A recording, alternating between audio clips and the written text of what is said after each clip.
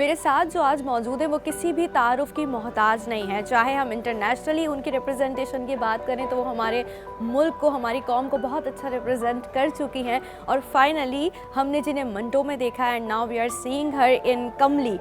सरमद खूसट साहब की फिल्म में हम इनके कैरेक्टर को देखेंगे, इन्हें परफॉर्म करता हुआ देखेंगे। और जब जब ये स्क्रीन पर आती हैं तो ऑडियंस जो है वो सारी बस फिर इनकी तरफ ही मुतवज्जह होती है। लेकिन अब जो ये जिनके साथ आ रही हैं वो अपने आप में ही बहुत बड़ी क्या कह सकते हैं, हमें एक बहुत बड़ी आर्टिस्ट के साथ साथ एक बहुत अच्छी परफॉर्मर भी हैं। सबा कमर के साथ हम इन्हें देखेंगे।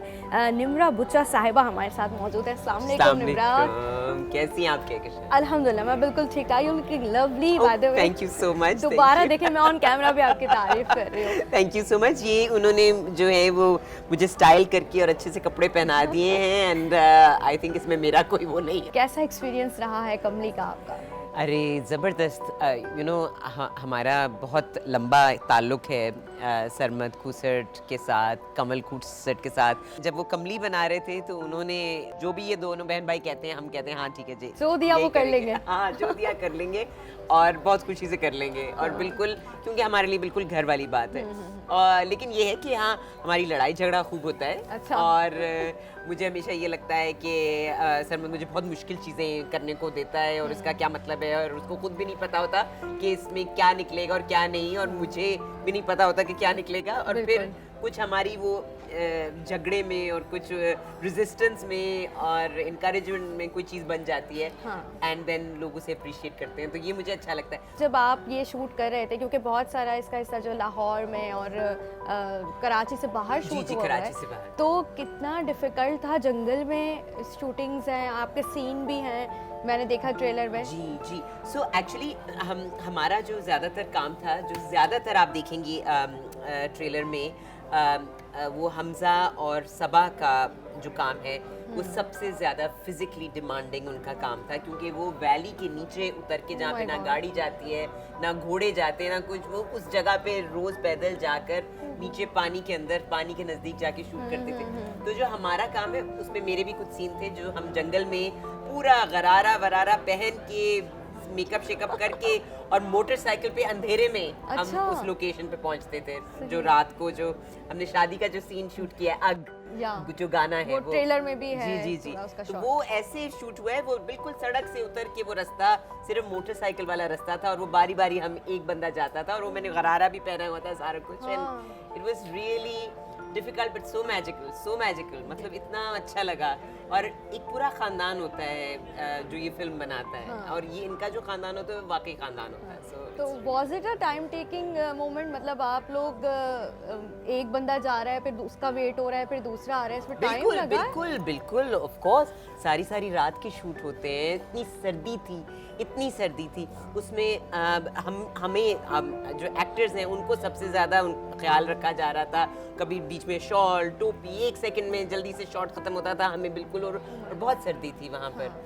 कलर का हार एंड सून वैली में ये हमने शूट किया। Beautiful place, really beautiful. अब जो मैंने सॉन्ग इसके देखे हैं, जो ट्रेलर में भी कुछ हमने देखे, बहुत अच्छी कलेक्शन है सारे गानों की, मगर आपका फेवरेट कौन सा है? तो मेरा फेवरेट तो रेशमा जी का गाना है, बहुत पसंद है मुझे। और ये मुझे जब पहले सरमद ने सुनाया था उस वक्त ही बिल्कुल ट्रैक, रॉ ट्रैक में था।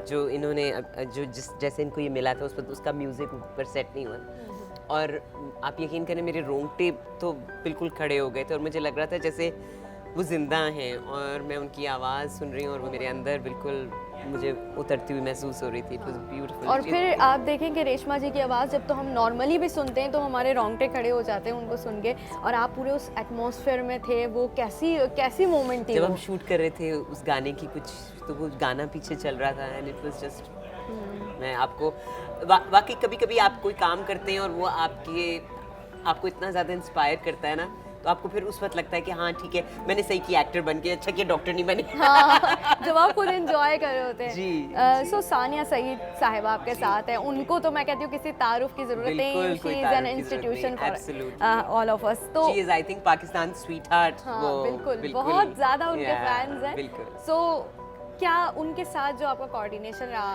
किस तरीके का रहा? कभी कभार होता है ना यार, ये सीन इन्होंने ज्यादा अच्छा कर दिया। वो तो हम लोग तो एक दूसरे के साथ इतना मजाक करते हैं। और हाँ, मैं कहती हूँ सरमद से, ये सानिया को तुमने लंबा वो दिया है, और सानिया के सामने कहती है, और मैं कहती हूँ कि इसकी लाइनें ज्यादा क्यों है, उसका ये क्यों है। तो वो हम इस तरह के मजाक हम करते रहते हैं, because we are like a family. हाँ, तो कभी वहाँ पर हुआ कमली की शूटिंग के दौरान कि आपने कहा कि भाई ये सीन जो है ये मुझे भी मिल सकता था? हाँ बिल्कुल, सानिया के सीन इतने खूबसूरत हैं कि एज एन एक्टर डेफिनेटली मुझे मतलब मैं उसको बहुत अप्रिशिएट करती हूँ, और मुझे पता है कि वो उन्होंने कितने ज़बरदस्त तरीके से उनको किया। अच्छा, आपके किरदार की क्या खास बात है? ऑब्वियसली मैं पूरी स्टोरी नहीं पूछ रही हूँ, मैं बता नहीं सकती वरना तो वो मुझे लेकिन ये है कि it is a very unusual, मज़ेदार। 3 औरतें हैं तो वैसे बहुत अनयूजुअल है। 3 औरतें हैं और 3 अलग-अलग तरह से पागल हैं। अच्छा, सो आई वुड से बहुत मज़ेदार है। उसमें I am playing an artist. तो और उसके लिए मुझे मेरे ख्याल में ये लालच दिया सरमद ने कि ये तुम you can also do painting और ये और वो। तो मैंने वो पेंटिंग भी करनी शुरू की, मैंने उसके लिए थोड़ी सी वो तैयारी करने के लिए, तो बहुत मज़ा आया। अब जीनत को आप एंजॉय करेंगे स्क्रीन पे, I think so. It's very different from all the roles I play. आपके सारे कैरेक्टर्स बड़े हम लोगों ने एंजॉय किए हैं, लेकिन जैसे सबा टोल्ड अस के उन्होंने जो है स्विमिंग सीखी थी खास तौर पे कमली के लिए, तो ऐसा कुछ आपने खास तौर पे सीखा इस मूवी के लिए? पेंटिंग, एक्चुअली जब पेंटिंग दोबारा शुरू की तो वो फिर मैं अभी तक करती हूँ। पेंट भी करती हूँ, ड्रॉ भी करती हूँ, मुझे बहुत अच्छा लगा। तो आई थिंक कि ये जीनत ने मुझे ये तोहफा दिया है, कमली ने मुझे ये तोहफा दिया है कि it has helped me go back to painting. ये आपको जिंदगी भर याद भी बिल्कुल रहेगा। बिल्कुल सही। ओवरऑल आपने मिस मार्वल में भी काम किया है, ये तो ज़रूर बताएं ना, हमारे लिए तो बहुत प्राउड मोमेंट है।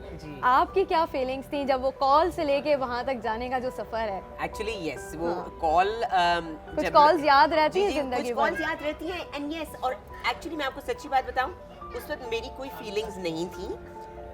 मुझे जब वो पता चला कि वो मुझसे मीट करना चाहती हैं सना अमानत और जेना बर्ग्स, जो उनकी जो 2 प्रोड्यूसर्स थी, और Sana Amanat is also the creator of co-creator of one of the Marvel comics. तो एक्चुअली मैंने वो कॉमिक्स नहीं पढ़ी थी, ठीक है, और मुझे था हाँ अच्छा ये है एक, क्योंकि मैं एक मतलब सटियाई हुई सी औरत हूँ, मुझे मतलब इतना पता नहीं है इतनी सारी चीज़ों का। लेकिन मेरे बच्चे जो हैं, मेरा बेटा छोटा वाला खास तौर पे, उसने कहा व्हाट मिस मार्वल ये वो।